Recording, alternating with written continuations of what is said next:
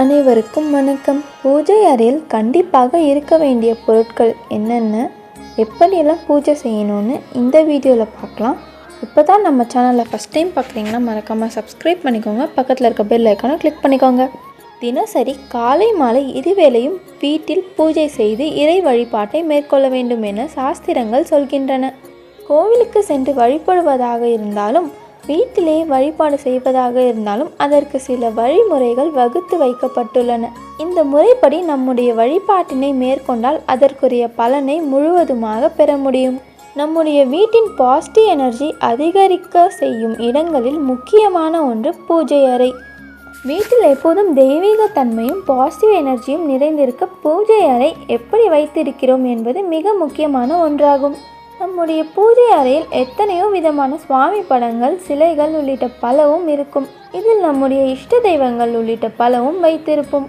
ஆனால் சுவாமி படங்களை தாண்டி பூஜை அறையில் கண்டிப்பாக இருக்க வேண்டிய பொருட்கள், வழிபடும் முறைகள் என சிலவும் உள்ளன. இந்த முறையில் நம்முடைய தினசரி வழிபாட்டினை மேற்கொண்டால் வீட்டில் நன்மைகள் பெருகுவதுடன் தெய்வத்தின் அருள் எப்போதும் நிறைந்திருக்கும். வீட்டில் மகாலட்சுமியின் அருட்கடாட்சம் நிறைந்திருக்க வேண்டும் என்றால் பூஜை அறையில் கண்டிப்பாக மகாலட்சுமியின் வாசம் செய்யப்படுவதாக சொல்லப்படும் பொருட்களில் ஒன்றாக கண்ணாடியை அவசியம் வைத்திருக்க வேண்டும். இதற்கு தினமும் பூஜை செய்யும் போது தீப தூபம் ஆராதனை காப்ப வேண்டும்.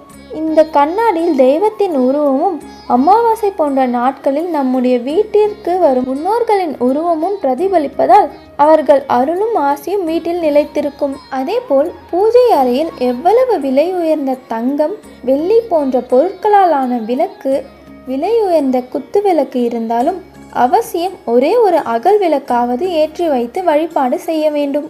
வீட்டில் உள்ள தெய்வ சிலைகள், படங்களுக்கு பூஜை செய்யும் போது வெறும் விளக்கேற்றி மட்டும் வைத்து பூஜை செய்யக்கூடாது.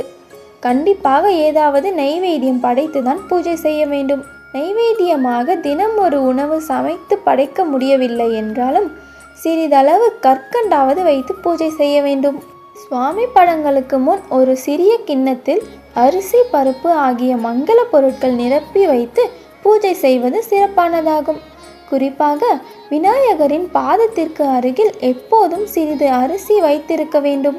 இதனால் வீட்டில் எப்போதும் உணவு பற்றாக்குறை, வறுமை ஏற்படாமல் இருக்கும். பூஜை செய்யும் போது கண்டிப்பாக இருக்க வேண்டிய மற்றொரு பொருள் தண்ணீர் ஆகும்.